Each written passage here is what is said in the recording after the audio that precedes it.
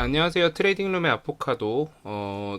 제 주변 사람들이 요즘 아포카도라는 거 부르기 힘들어가지고 뭐 카도라고 부르더라고요. 그래서 저도 이제 카도라고 스스로를 지칭해볼까 싶어서 네, 아포카도 그리고 카도입니다.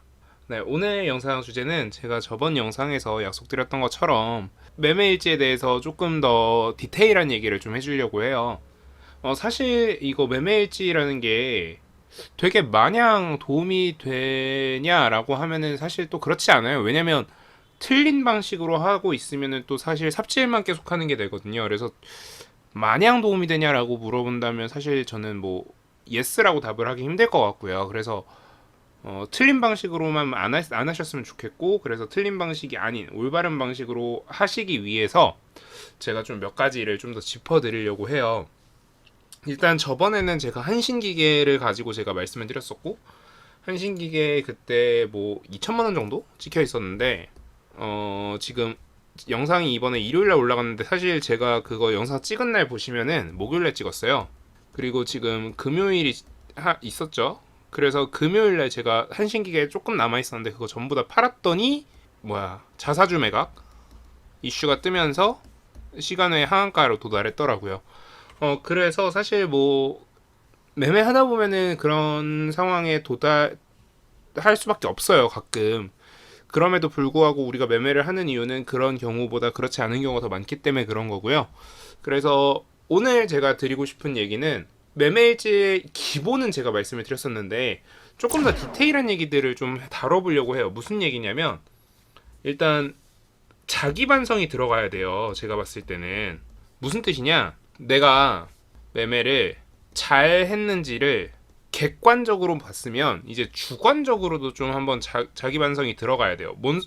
왜 그러냐면 이게 우리가 매매를 항상 객관적인 시선으로 할 거면은 사실 직접 하시는 것보다 기계 쓰시는 게 나아요. 트레이딩 봇을 쓰고 뭐 알고리즘 매매를 하시는 게 나은데 우리가 직접 주관을 가지고 매매를 하잖아요. 그렇기 때문에 어쩔 수 없이 그 주관적인 평가도 들어가야 된단 말이야. 그래서 이런 게 왜 필요하냐면 일단 1번 더 먹을 수 있었던 매매들이 있어요. 꼭 뭐 예를 들어서 이 와터스코리아라는 종목인데 이때 샀어요. 근데 사실 내가 이 종목을 발견한 시점은 이 시점이었다고.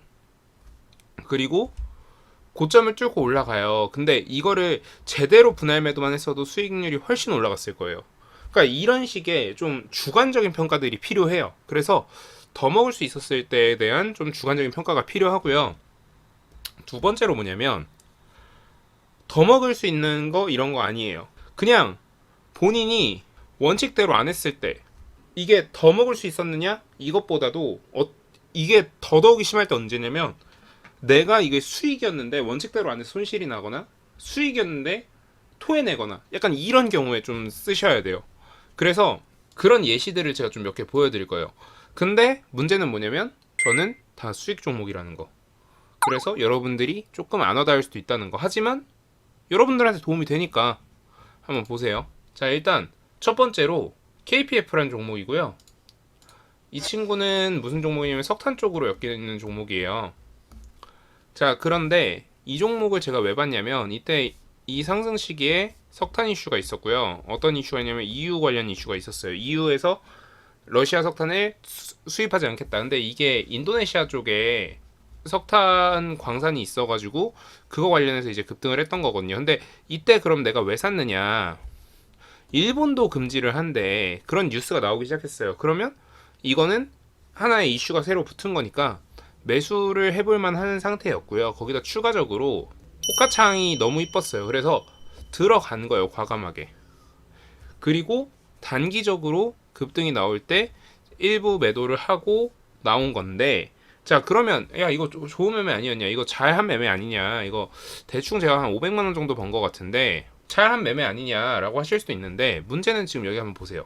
여기 지금 매수한 수량은 1만 개인데요, 매도한 수량은 7,500개예요. 그럼 바꿔 말하면은 지금 2,500개를 매도를 못한 상태예요. 자, 그러면 사실 여기서 이렇게 내려올 때 1번 추매를 했거나 추매를 해서 다시 평단가를 낮은 상태로 보유하고 있거나 2번 손절을 했어야 돼요. 그런데 제 원칙대로 못한 거죠. 자, 그러면 원칙대로 못한 이유가 무엇이냐? 이게 되게 중요할 거예요. 제가 이 시간대에 못했던 이유는 이 시간대에 업무가 좀 과다하게 있어서. 자, 그러면 이걸 언제 발견했느냐? 이걸 3시쯤부터 발견하기 시작했어요. 그래서 3시부터 이거는 추매를 해볼 만하다. 왜? 이 추세에서 깨지진 않았기 때문에. 자, 근데 문제가 뭐야? 과감하게 추매를 하지 못했어. 왜? 이때 손절을 못했었기 때문에. 그러니까 이런 경우에 대해서 스스로 자가 피드백을 할 줄 알아야 돼요. 주관적으로. 자, 그러면 이럴 때 이거의 해결책이 뭐냐? 자, 일단 내가 업무가 있었기 때문에 업무가 있을 때는 매매를 당연히 못 할 거 아니야. 그럴 때는 과감하게 미리 본절에서 나오거나 미리 약손절하고 나오거나 그런 선택을 할 줄 알아야 되고, 두 번째, 내가 손절을 못했다고 마인드 컨트롤 제대로 못하면 안 된다. 그러니까 이럴 때 과감하게 추매할 줄 알아야 된다라는 셀프 피드백이 가능하다라는 거예요. 물론 이거 지금 시간의 상한가를 갔기 때문에 6,200원대 제가 익절을 할 수 있는 지금 찬스가 생겼지만, 이런 부분에 대해서 스스로 생각할 줄 알아야 된다라는 거죠. 스스로 피드백을 하는 거예요. 자가 피드백을 하는 거예요. 자, 그리고 한 가지 더. 자, 그러면 이거 내려왔을 때 손절을 하지 않은 이유, 이슈 살아있고 이 추세를 깨지 않았기 때문에 추매를 할 수조차 있는 구간이었기 때문에. 자, 그러면 과감하게 월요일인 다음날 이거를 던질 수도 있겠죠. 그런 뭐 안 된 부분에 대한 것과 긍정적인 부분들에 대한 스스로 자가 피드백을 할 줄 아셔야 된다라는 거죠. 자, 그럼 다른 종목 한번 볼게요. 다른 종목 뭐냐면 EV 첨단 소재라는 종목이에요. 이거는 뭐냐면은 쌍방울 관련된 종목인데, 쌍방울이 이 EV 첨단 소재라는 회사의 2대 주주예요. 그래서 그거 관련해서 쌍방울이 급등하는 구간에서 매수해서 단타를 칠 수 있는 구간이 생겼더라. 근데 여기서 한 가지 좀 집중을 해봐야 되는 게 뭐냐면, 내가 매수를 했던, 그리고 여기 꼬랑지가 만들어졌던 구간대를 재돌파할 때 매수하지 못했다라는 게 스스로 반성을 해야 되는 부분인 거예요. 자, 그러면 이럴 때 어떻게 해야 되느냐? 이럴 때 스스로 무슨 생각을 하면서 반성을 해야 되느냐? 자, 일단 1번, 돌파할 때 재차 매수하지 않았다라는 것은 내가 겁을 먹었다거나 혹은 내가 집중을 하지 못했다라는 거고, 그거에 대한 스스로에 대한 피드백을 밑에 1번부터 5번까지 예시가 있었죠? 그 1번부터 5번까지 밑에 셀프 피드백으로 남겨두셔야 돼요. 왜? 이거 제가 일주일에 한 번, 한 달에 한 번 다시 돌아보시라고 말씀을 드렸죠. 일주일에 한 번, 한 달에 한 번 이거 돌아보다 보면은 이 셀프 피드백 했던 것들이 그 다음 주, 그 다음 달 매매에 굉장히 큰 도움이 돼요. 그러니까 이런 것들을 남겨놓으라고 제가 말씀을 드리는 거고요. 그리고 한 종목만 더 볼게요. 한 종목 뭐냐면 M게임이에요. 자, 이 종목 같은 경우에는 뭐 인수설이나 뭐 이런 좀 다양한 얘기들이 있어서 상당히 강하게 돌파를 하면서 올라갔던 종목인데, 자, 그럼 이때 제가 셀을 너무 짧게 하지 않았느냐, 요런 이슈가 생겨요. 자, 그러면 이때 셀을 한 거에 대해서 셀프 피드백을 할 줄 알아야 돼요. 자, 이날 제가 일찍 셀을 한 이유가 뭐냐. 자, 결국 이날 저도 마찬가지로 일할 게 있었기 때문에, 업무가 있었기 때문에 이날 아주 중요한 업무가 있었어요. 그래서 중요한 업무가 있었기 때문에 과감하게 매도하고 나오는 선택을 했었지만, 추세나 이런 게 살아있는 굉장히 좀 안정적인 종목에서는 그럴 필요가 없다라는 셀프 피드백을 좀 담아 놓으시면, 이럴 때는 이렇게 할 수 있구나, 이럴 때는 앞으로 이렇게 해야겠구나. 그리고 심지어 이 종목이 이 당시에 일봉상으로 봤을 때도 너무 아직 아름다운 상태였어요. 아직 이 가격대를 돌파를 하면, 이 가격대 돌파를 하면은 요 가격대죠.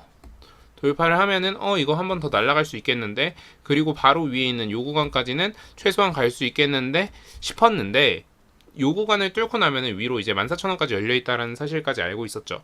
그런데 너무 과감해서 던질 수밖에 없었던 그거에 대한 셀프 피드백을 하게 되면은 다음번에는 이럴 때 13,500원, 14,000원까지는 지켜볼 수 있는 인내력을 가질 수 있겠죠. 내가 비록 업무가 생겨서 리스크를 회피하기 위한 행동이었다라고 하지만, 리스크 회피를 너무 과하게 했다는 거죠. 그러니까 뭐 이런 거예요. 손흥민 선수가 이제 슛을 하는데, 손흥민 선수 같은 경우는 이제 안정적으로 슛을 하는 선수잖아요. 그런데 혹시나 그 슈팅이 잘못될까봐, 그 슈팅이 튀어나오거나 아니면 수비한테 막힐까봐 10명, 골키퍼까지 다 튀어 올라와서 이제 공격을 하는 과잉 대응이 되는 거죠. 뭐 게임으로 따지면, 뭐 스타크래프트 같은 게임으로 따지면 리버 하나에 드라곤이 이제 20마리가 붙는 약간 이런 너무 과한 대응이 되는 거예요. 이런 과한 대응만 안 해도 조금만 좀 덜한 대응을 해도 굳이 이게 리스크가 어마어마하게 큰 게 아닌데 이미 수익권에 있어서 리스크가 어마어마하게 큰 게 아닌데 이런 과한 대응만 좀 줄여도 여러분들 매매 수익률이 더 올라가겠죠. 저도 마찬가지고요. 그래서 이런 셀프 피드백을 저는 다 남겨놓고요. 그래서 일주일에 한 번, 한 달에 한 번 스스로 돌아보면서 이럴 땐 이래서 내가 좀 과한 대응을 했었구나. 이럴 땐 이래서 내가 좀 소극적으로 대처했구나. 이런 거를 한번 다시 돌아보는 시간을 갖고 있어요. 그래서 여러분들도 좀 그런 시간을 가질 수 있게 좀 이런 거 남겨놓으셨으면 좋겠어요. 이렇게 남겨놓는 게 제가 생각하기에는 매매일지의 가장 심화된 버전이라고 생각합니다. 그래서 여러분들한테 제가 이런 정도까지만 말씀을 드리고 매매일지는 더 이상 말씀드리지 않고 앞으로는 좀 다른 내용들을 좀 얘기를 드리려고 합니다. 오늘 영상은 제가 이 정도로 마무리하고요. 다음 영상으로 찾아뵙도록 하겠습니다. 오늘 영상 도움되셨다면 구독, 좋아요, 알람 설정 부탁드립니다. 감사합니다. 지금까지 트레이딩룸의 카도였습니다. 감사합니다.